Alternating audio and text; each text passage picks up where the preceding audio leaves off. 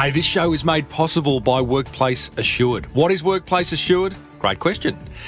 It's like having a really smart friend you can ring when you've got a curly business question, which means, as a business owner, you can worry less about issues like wrong pay rates, leave entitlements, and unfair dismissal, and you can focus on the big stuff, like what's your next Facebook post going to say? Try Workplace Assured out now for free by calling 1300 496 955. And we're also made possible thanks to Key Person of Influence, which is a 40-week accelerator program designed to make you more visible, more valuable, and more connected in your industry. Who doesn't want a bit of that? Grab a free hard copy of their New York Times bestseller over at keypersonofinfluence.com/Timbo.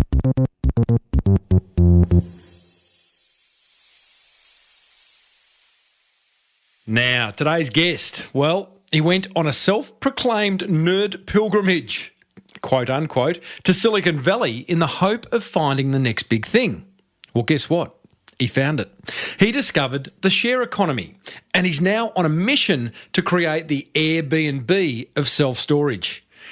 Oh, I love people who dream big. Well, I said, welcome to a small business marketing show, where successful small business owners share their souls to take your marketing straight to the lead. Now, here's your host, Mr. Timbo Reid. And welcome back to the Small Business Big Marketing Show, Australia's #1 marketing podcast. I'm your host, Timbo Reid, but you, infinitely more importantly, you're a motivated business owner, ready to crank out some great marketing to build that beautiful business of yours into the empire it deserves to be.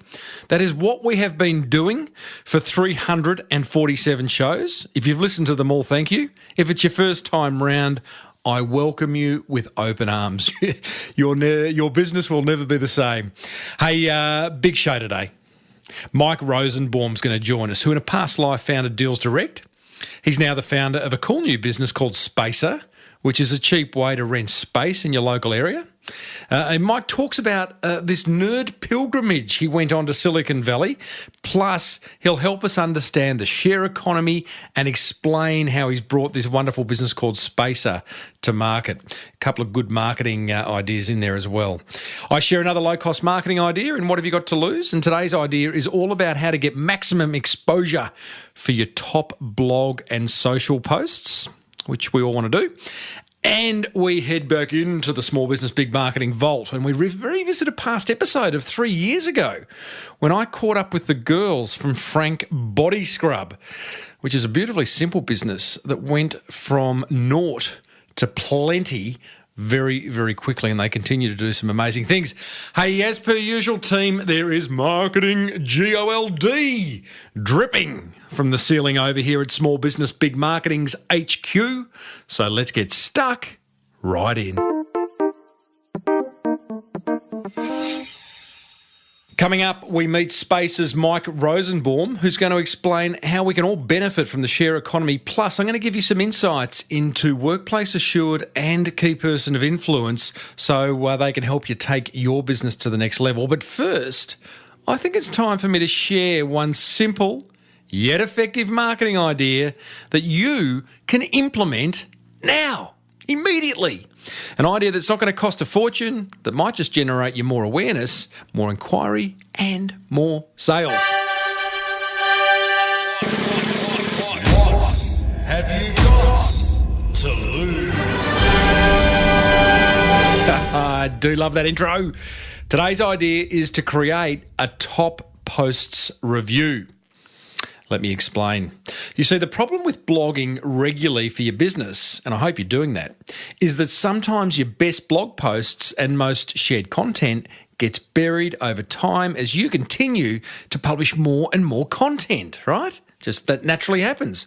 So as a marketer, it's your job to implement a promotion strategy that keeps these posts alive. Right? You don't want there's some great posts buried in the bowels of your website. We want to bring them back to life. Bowels of your website. One great way to extend the life of your blog post is by creating what I call a top Posts review, which is simply a compilation of your best and most shared blog posts from a particular time period. Could also include your most commented on social posts from the same period. Now, lots of businesses publish this type of post, not because they're interested in blowing their own horn, although I would argue some are. That's okay. If they don't, who is? But because it's a great way to get their best and most well-received content in front of new readers and potential customers. So, here's my three simple steps to creating your own top posts review. Step 1, compile a list of posts that receive the highest traffic or engagement during a particular period of time. Or you could compile a list of top posts that also relate to the same topic. Step 2, decide how you want to share your list. So, for example, you could write a blog post, you could send out an email, you could make an infographic, and start to create your review. Write an interesting introduction that pulls readers in and keeps them reading, and add 1 or 2 sentence summary for each post that you include. Step 3, publish your top post review, making it easy for people to share by adding social buttons or links. And here's the pro tip. Include your review in the welcome emails you send out to new customers. You could boost it on Facebook, or you could include it in your email signature. As always, there'll be links in the show notes to any resources I mentioned over at smallbusinessbigmarketing.com/347. And if you'd like help implementing any of these ideas I share in this segment, go ahead and join the Small Business Big Marketing Club over at smallbusinessbigmarketing.com, where I will personally support you on your marketing journey. So, what have you got to lose? Hey, before we discover the big wide world of the share economy with Mike Rosenbaum, I'd love to tell you about a service that will help any employer sleep more soundly, knowing that all their people problems are under control. Support for this show comes from Workplace Assured. As business owners, we know a lot about whatever it is we sell. But what about when it comes to running the HR part of your business? All those niggly, unanswered questions you just aren't trained to answer. Questions like, what if one of my employees starts bullying others? What if an employee gets blind drunk and abusive at a social gathering? Or how do I cancel an underperforming supplier's contract? Oh, the pain. Well, listen, it doesn't have to be that way. What if you could focus on building that beautiful business of yours, knowing that the answers to all these questions and more were just a phone call away?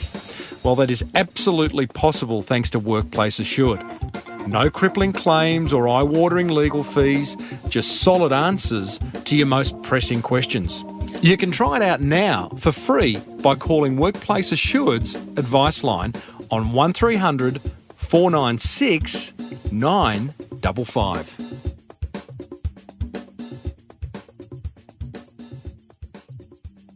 Righto, Mike Rosenbaum, he would be today's guest, and he is a serial entrepreneur who previously co-founded and made a lot of dough from Deals Direct.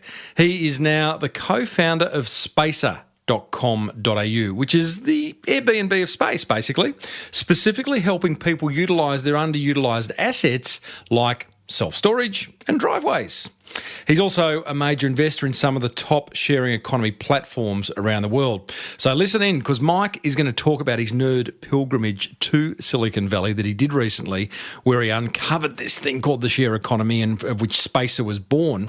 He also explains the share economy and why it's so important to business owners like you and I going forward, and how he's launched and marketed Spacer so effectively. Hey, remember to stick around after the interview where I share my top 3 attention grabbers. So here's Mike talking about his time in the Valley. You know, after sort of founding and going through the whole, 10-year journey with my last business, Deals Direct, which is one of the pioneering online department stores, I took a bit of a sabbatical, went to Silicon Valley, and, I call it sort of Disneyland for nerds, and I consider myself very much a nerd, and I sort of fell in love with the sharing economy. Yeah, so right. that's sort of how it started. Yeah. So you sold Deals Direct. You started that in 2004. Way. Was the internet alive then? Must have been just. You sold that 2 years ago, and clearly you could have taken. Well, you did take a sabbatical, but it was a working sabbatical. What did you go to Silicon Valley to hopefully uncover? Yeah, look, as I said, partly a bit of the Disneyland thing, like looking at, but no, on a serious note, really was looking for, what's the latest and greatest in tech, and, you get some new inspiration, some new learnings. The space is moving so quickly. A quarter is a long time in tech space. So, it was great. I went to events like TechCrunch Disrupt. I met with a whole bunch of VCs in the Valley, lots of entrepreneurs, just spoke to lots of people, lots of coffees, lots of dinners with other entrepreneurs. What does that look like? I guess having had Deals Direct for so long and having had such great success, your network would have been strong, right? Yeah, look, I was very fortunate, over that decade or so. I did business with a lot of amazing people, and I got to meet lots of wonderful people. So certainly I was off to a good start. But in the Valley, it was all brand new for me. So I had to sort of, just do the old thing, go and meet with people and ask them for intros. And was it humbling? Absolutely. But I found that. People in Silicon Valley are very open and they're willing to introduce you to their network. So it's a great community, and I think that ecosystem is also here now, alive in Sydney and Melbourne. There's a very strong startup community now. I'm a part of. Yeah. In the Valley, was it? Because I imagine that it'd be very easy to be distracted by bright, shiny objects almost on a daily basis, where someone's going, "That's the next big thing. Check this out. We just need $100,000 here, and you'll make $10 million." And is it like that? Yeah. Look, there certainly is a bit of that, particularly at the conferences where you're seeing companies pitch. Yeah. But you quite quickly realise, where you fit in. And for me, it was very much, my experience was in e-commerce, and I was looking for something that was perhaps that I could take those skills and experiences and apply them to a new area. And, the sharing economy just made perfect sense to me. It was something that I really believed in. And, it's a marketplace play, which is very similar to where I come from. E-commerce is a marketplace as well. Yeah. In regard, so the sharing economy was the big idea that you came home with. But before I get you to explain what that's all about, were there some other ideas that nearly kind of made the grade? Look, there was a lot of stuff that was way over my head, around cybersecurity. You had guys from Tel Aviv and from Russia, and I could see they were all PhDs, and I just couldn't relate. I was in awe, but I just thought, this is not me. I can't do that. Yeah. There was lots of robotics. There was, 3D printing, all this cool stuff, which, they're the shinies, I guess. So what was your criteria? Look, I was really looking for something that I could bring back to Australia. Australia is a market that I've been working in for, my whole working career. And I kind of, as you said, I got some good contacts. I sort of understand the space, how to build a business in Australia. So looking for that next venture that I could launch in the Australian market. Perhaps something that hadn't been exposed to Australians yet. It wasn't going to be 3D printing or robotics. So tell me, what can you remember the moment in the Valley when you've gone, it's the sharing economy, that's what I'm going to do? Well, I was fortunate enough. I actually had a tour of Airbnb's headquarters, and I also had a tour of Lyft, which is a competitor to Uber over there.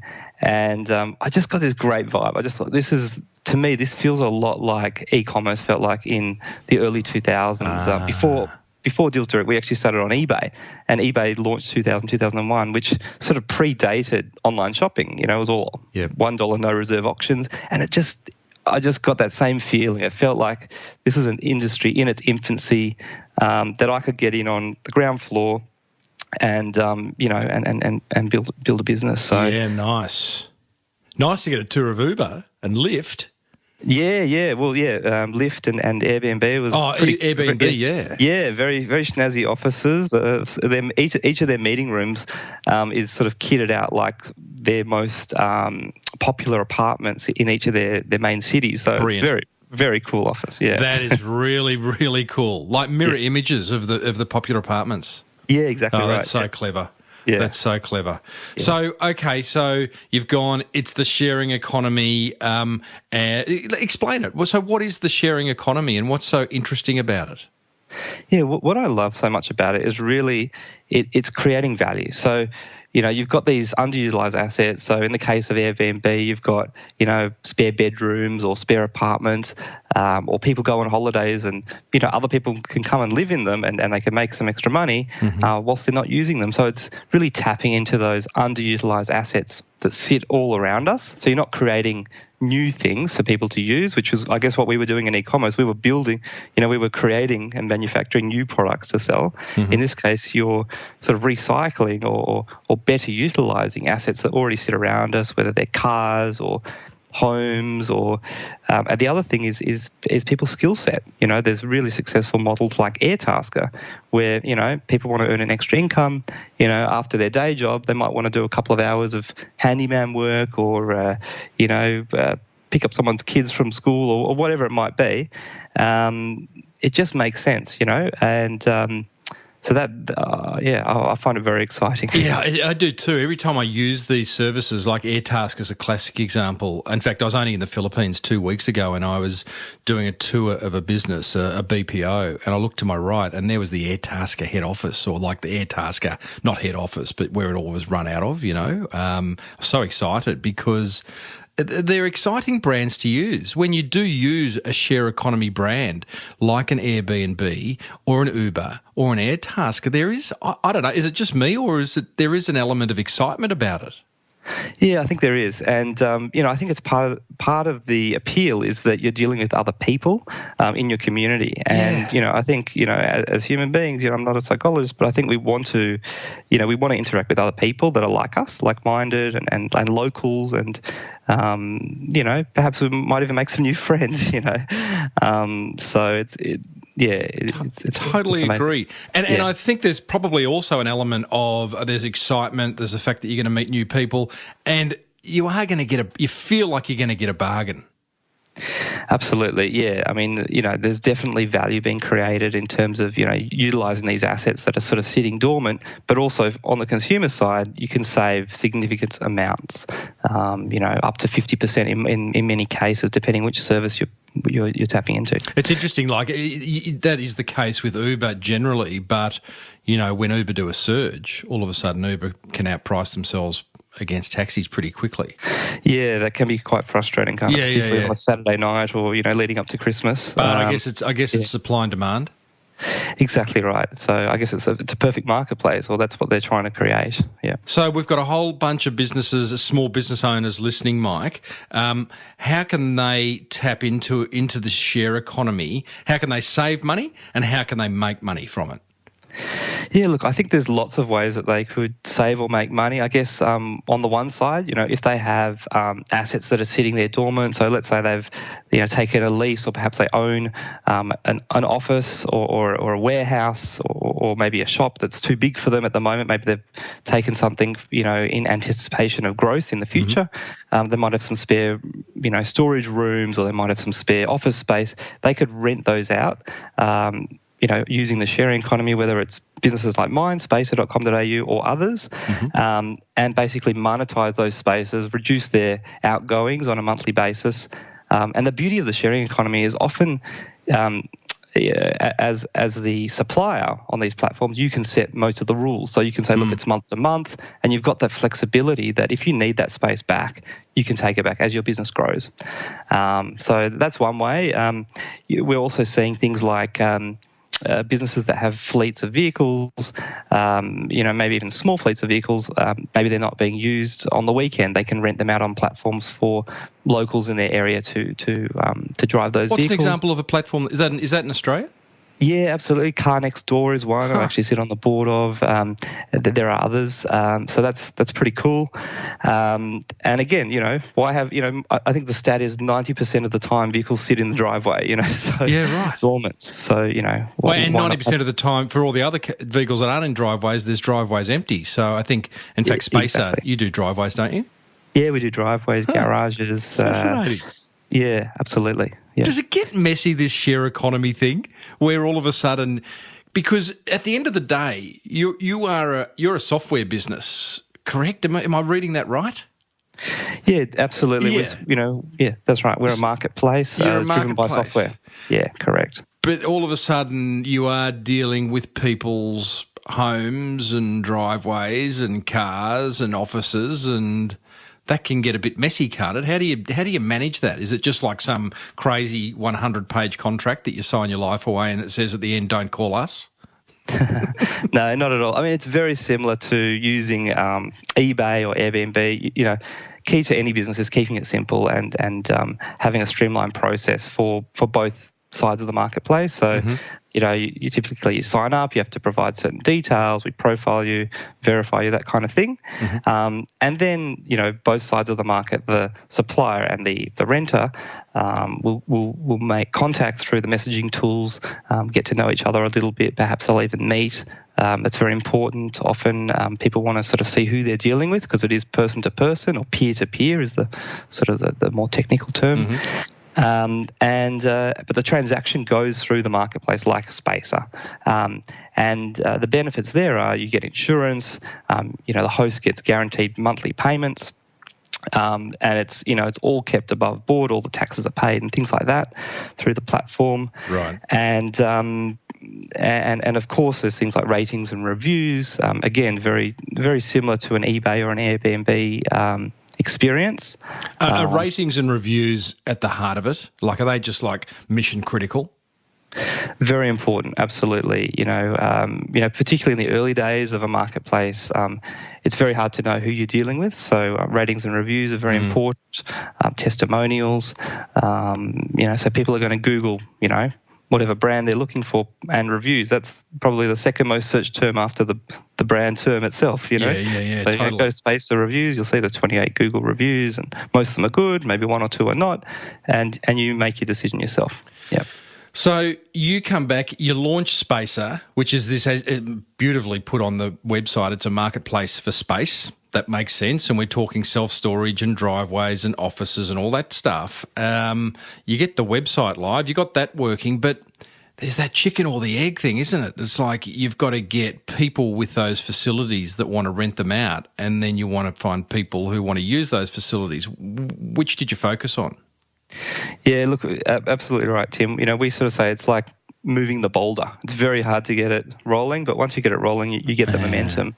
And definitely from my experience in e-commerce, it's all about supply. We used to say at Deals Direct, you can't sell off an empty shelf.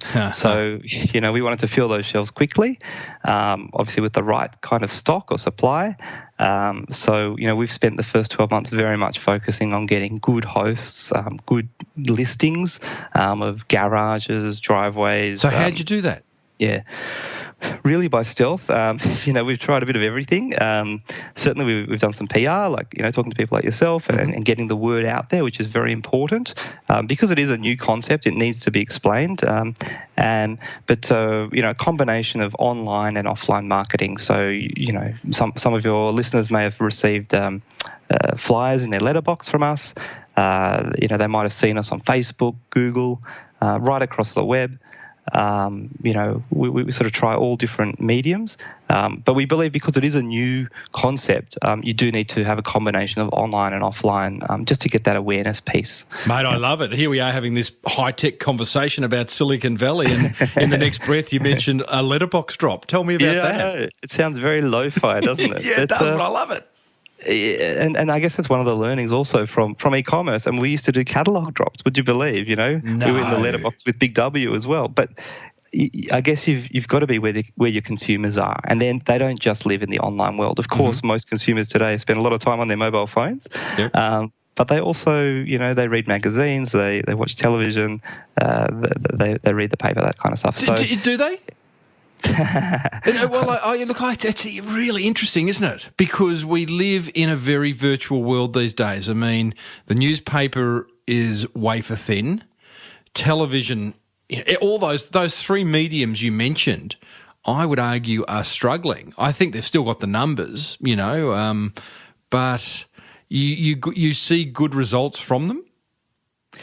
Yeah, look, we're certainly not at the stage yet of doing TV advertising, but yeah, look, perhaps I gave some bad examples there, but I guess what I meant was certainly you need to be both in the virtual world, in the online world, and the physical world. So we'll do things like, we'll do a stall at the Leichhardt Norton Street Fair where there's 100,000 people walking up and down Norton Street on a Sunday. So you're building awareness of your brand in that sort of hyper-local So region. tell me, how do you maximise that? That's interesting. I had a gym owner out of Brooklyn on this show a few years ago, and that was her number one marketing channel, which was to go to fairs and street fetes and all that type of stuff. And her number one goal was that she would carry her iPad and get people's email addresses at these events. How did you approach the Leichhardt Fair? Yeah, look, very similar to that. I mean, some of the great, sort of advisors and mentors in Silicon Valley say to startups, initially you've got to do things that don't scale. So what you do to start your business isn't necessarily what you're going to be doing in 5 and 10 years, hopefully when your business is, a much larger entity. But to get started, you do need to sort of, hit the pavement, a bit like the politicians, they go door knocking, right? Yeah. Sounds ridiculous, but yes, we do. We get the iPad out, we talk to people, we learn from them, we modify our product based on what they tell us. So, we go to these fairs, we talk to lots of customers, potential customers, we educate them about our marketplace, we get ideas from them, and, we may not sign up a fortune of them, but it's building the brand. And we've actually been to Norton Street Fair 2 years in a row now. So just when we launched and sort of 12 months later, and people are going, oh yeah, I've heard of Spacer now. So it's starting to build your brand, and it doesn't cost that much, So it's I love that advice about doing things that don't scale. It just makes in those early days, it just makes sense because whilst scale is important, and a recent guest on this show is Michael Gerber, and he's all about scale. But one of the things is that I'm sure other magical things have probably happened as a result of you doing things that don't necessarily scale. Would that be true? Yeah, I think you're right. And sometimes it's hard to pinpoint those things, but I'm a great believer in trying lots of different things. We call it rotation marketing. So we will move from one medium to the next and just test and see what channels work. And it's also just about getting your brand out there, building the awareness, building the trust and credibility in the marketplace. I don't think there are many businesses out there that have succeeded just on Google or just on Facebook alone. I think that's pretty lazy business. Yeah, totally. The rotation marketing, Mike, how does that look like in the business? Do you guys, how many people are in the business right now in Spacer? Yeah, we've got about 10 team members in total. So I've got a business partner and then about 8 staff. Local? Yep. Both local and offshore. We tap into the best and brightest, wherever they're located. And I guess that's the beauty of online today. You don't have to have all your staff sitting right next to you. Of course, some of them are, but some of them are, in other places of the world, whether they're in Tel Aviv or Silicon Valley or Manila. Okay. Love it. Let's hold that thought. I want to come to that. But my thinking around, rotation marketing, because I love that concept. Do you guys say, okay, this month we're going to try letterbox drops, we're going to identify some more markets, we are going to do some SEO, and we're going to create a YouTube channel. And then you go and do all that, and then what do? You come back and report back and go, how did all that go? Work or not? Absolutely. That's how we do it. I mean, we plan it out like a calendar, an annual calendar. You plan out, you plot out what you want to do each month, and you're flexible as to how that changes based on the results, like you said. So it's exactly like that. Yep. Love it. What's given you the biggest bang for your marketing buck? Look, it's hard to beat PR. You certainly can't plan it as such, but when we launched, we were fortunate enough to be on Channel 7 News. That was fantastic, just to build that initial, awareness and sort of credibility piece. So content marketing is very important. It's a bit of a buzzword, but, being on podcasts like yours, Tim, is very important for us. I would argue this is PR. And content marketing, I would argue, is where I have a phrase I call helpful content, because there's no shortage of content out there, right? So my kind of twist on that is whatever content you create, make it helpful so that people can make a more informed purchase decision. What content is Spacer creating? Yeah, so things around how to declutter your home, which is a big one, mess is stress, so, we're in the storage game. How do we make it sort of relevant to the consumer? And then it's sort of, what's being searched for out there in the market. That's really interesting, because, people look at creating content and they'll go, oh, I'm in the self-storage industry, or I'm an accountant. What could I create? But, clearly, you've proven by simply the content that you're creating that that's not the case. You can create interesting content no matter what you do. That's right. Absolutely. The other one for us is it's kind of a good news story. How can you make some extra money, some extra income to supplement your income? Mm-hmm. So that's always a good one as well. Yeah. Love it. You say tap into the best and brightest. I like that. So you've got 10 staff all up? And they're that's right. Okay. So you said Manila, Tel Aviv. You got someone in the Valley. How do you find them?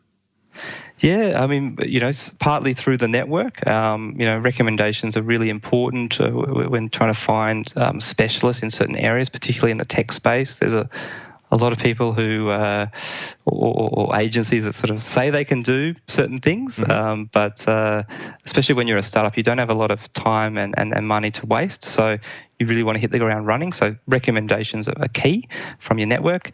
And then there are platforms, much like, Spacer for getting storage, there are platforms like Upwork and others out there, TopTal, for finding great talent in certain verticals, whether they're developers, designers, marketing, whizzes, content writers, things like that. Yeah. Well, I have an interest in a business in the Philippines called Cornerstone Business Solutions, Mike, and some people, it kind of gets their back up. Oh, it's un-Australian, you're going offshore, but you've been living in a flat world economy since 2004 with Deals Direct. The world's changed, right?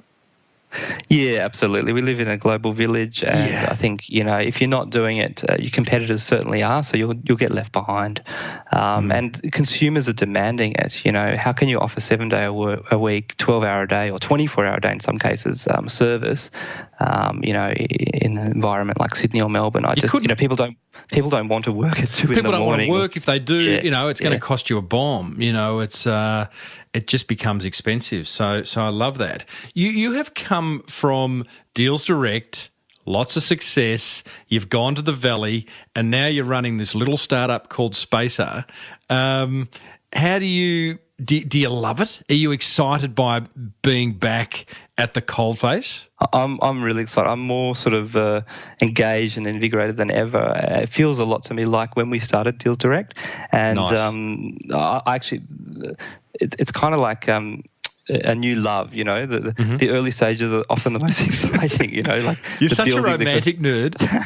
Exactly. I'm a real nerd. Look, I'm loving it. I love sort of problem solving with the team, Did you creating value to consumers. Were you getting bored at Deals Direct by the end? No, not at all. The business evolved a lot over the years, and I had to evolve myself and learn. And but I guess one of the things, being self-aware is, so you sort of learn what you're good at and what you're not so good at. And for me, I think starting businesses and building them is really my forte. And perhaps once they get to a certain stage, that's the time to bring in people with different skill sets to take them to that next stage of corporatizing or what it may be. So I'm a startup guy for sure. So year 2 of Spacer, what are you good at right now? What are you bringing to the party? Look, what we really focus on is building a great customer experience. So what about you, Mike Rosenbaum? Yeah. Look, I'm a tech nerd, so a lot of it is building a great product. You know, the buzzword is user experience. So really, you know, making that whole experience on the website and through to end of transaction really seamless.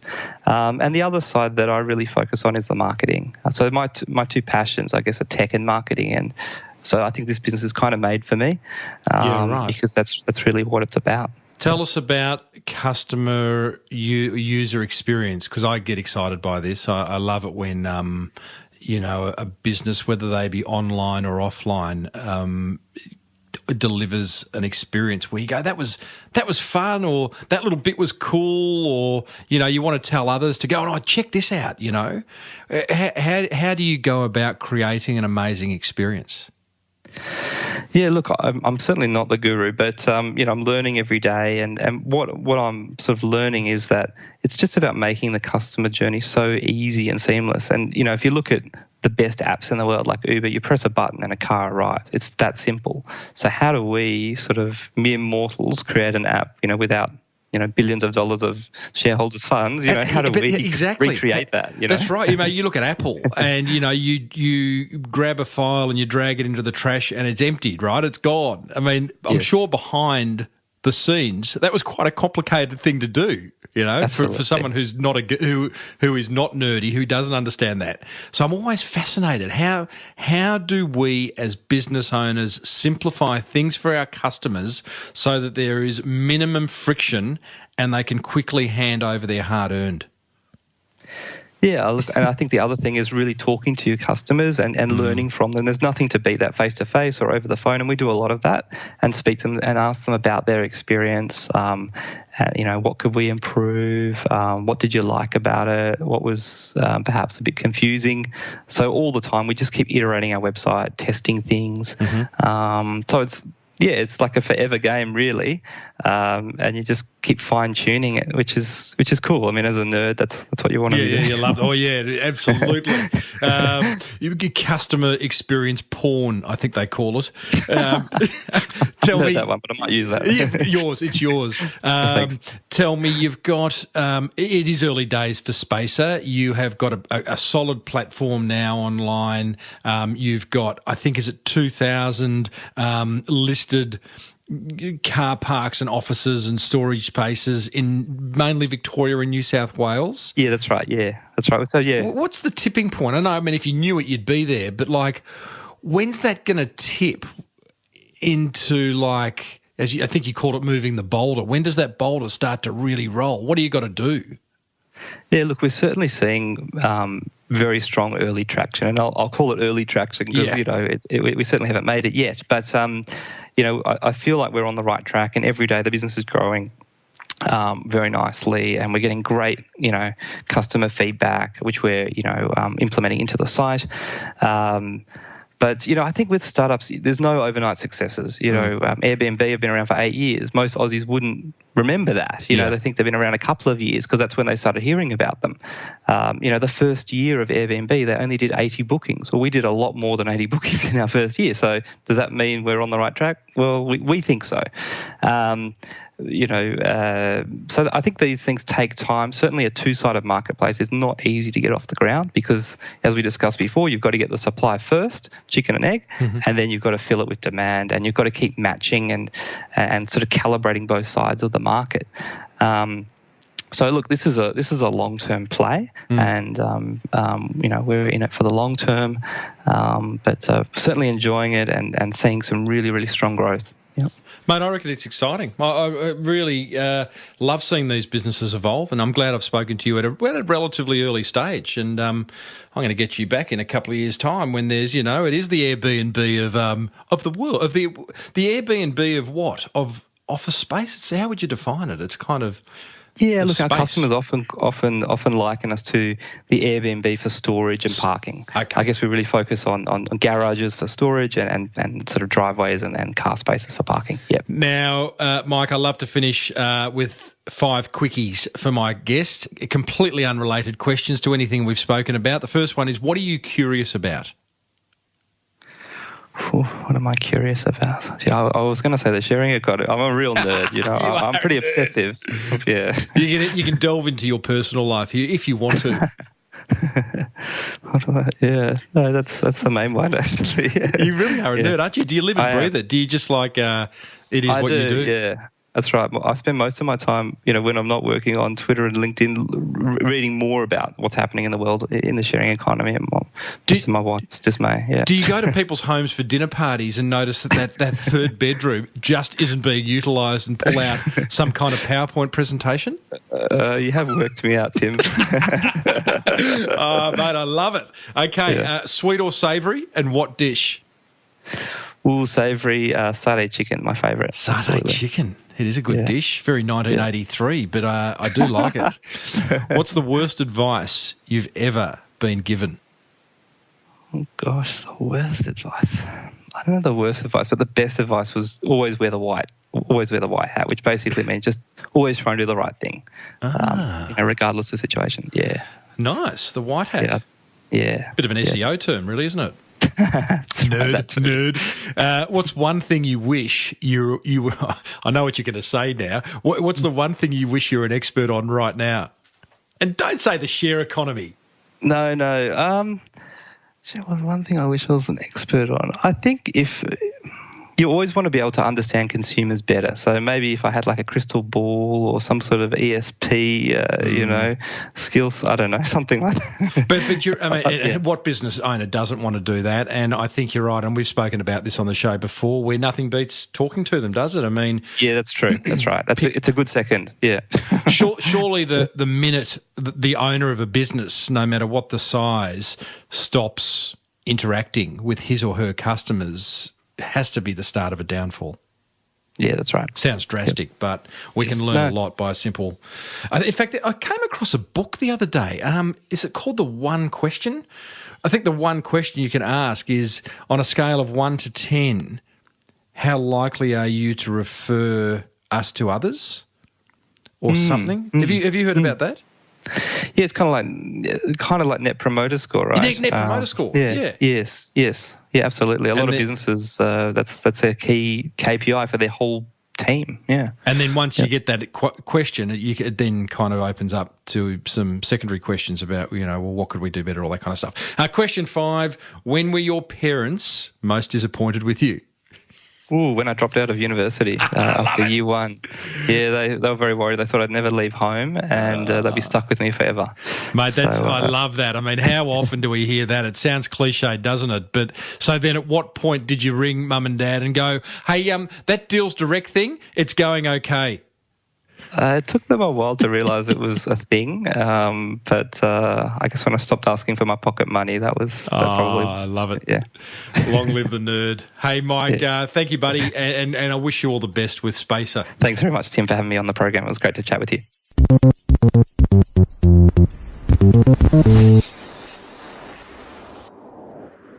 There you go. You are now officially up to speed on all things share economy, thanks to Mike Rosenbaum of spacer.com.au. You can also hit him up on Twitter at Mike_Rosenbaum. Tell him you heard him on the show. Coming up, I share my top 3 attention grabbers from that fireside chat with Mike. But first, here's a word from a business that wants to help you be more visible, more valued and connected in your industry. Support for this show comes from Key Person of Influence, the world's leading business accelerator program for those wanting to be an industry thought leader. Their 5-step KPI method teaches you how to nail your pitch, publish content, productise your offer, raise your profile, and partner with performers. I asked co-founder Glenn Carlson, what's with the P fetish? Oh, yeah, I suppose it is a bit of a fetish, isn't it? Mate, I guess we're just a bit obsessed. Fetishes, obsessions, we're just business geeks, mate. We believe there's never been a better time to be an entrepreneur, and we're all in. We are just all in. And if we find best practices and ideas as a result of what's working for our clients all around the world, we just want to bring it to people. And so far, the best framework that we've found to be able to do that, to really accelerate that entrepreneurial journey in the shortest time, is the 5 Ps. So, mate, get in on the fetish. KPI, where fetishes rule. For a free hard or audio copy of their Amazon bestseller, visit keypersonofinfluence.com/Timbo. Oh, and a little warning. Don't read it before bed. You just won't sleep. Now, my top 3 attention grabbers, thanks to Key Person of Influence and Workplace Assured. Attention grabber number 1.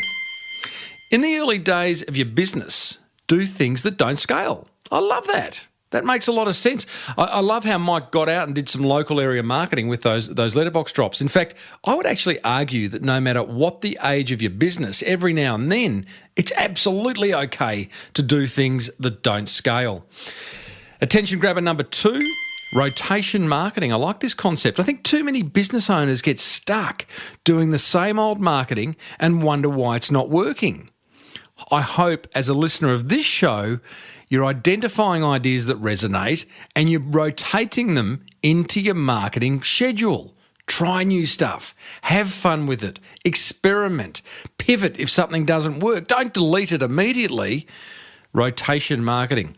Attention grabber number 3, create value. In fact, I would argue create extreme value. So ask yourself the question, how can you enhance your offer to customers so that they simply can't say no?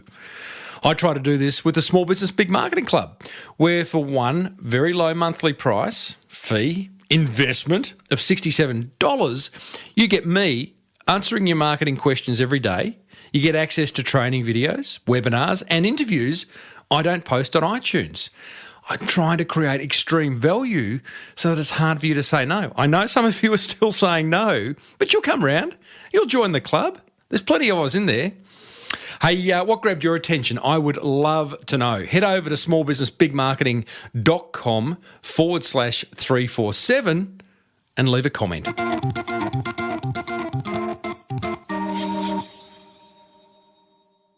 Well, that almost wraps up another episode of the Small Business Big Marketing Show, but plenty of marketing gold coming your way in the weeks ahead. Got some great interviews lined up. You have reason to be excited.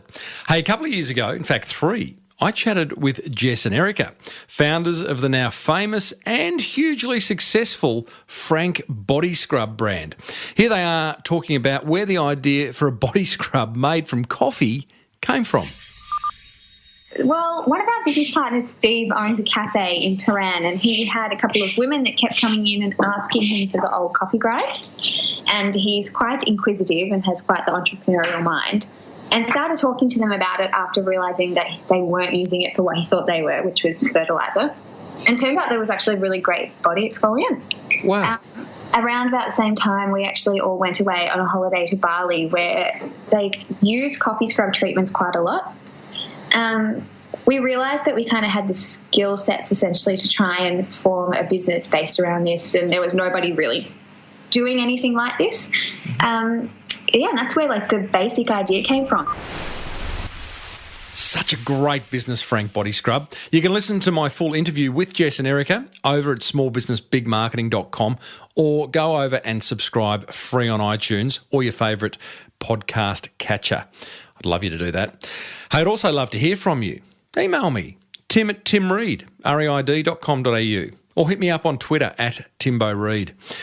Big thank you to Workplace Assured for their support. Remember, no matter what curly question you have around running that beautiful business of yours, the team at Workplace Assured can shed some light on it, saving you a whole lot of unnecessary expense and worry along the way. You can try them out for free today on 1300 496 955.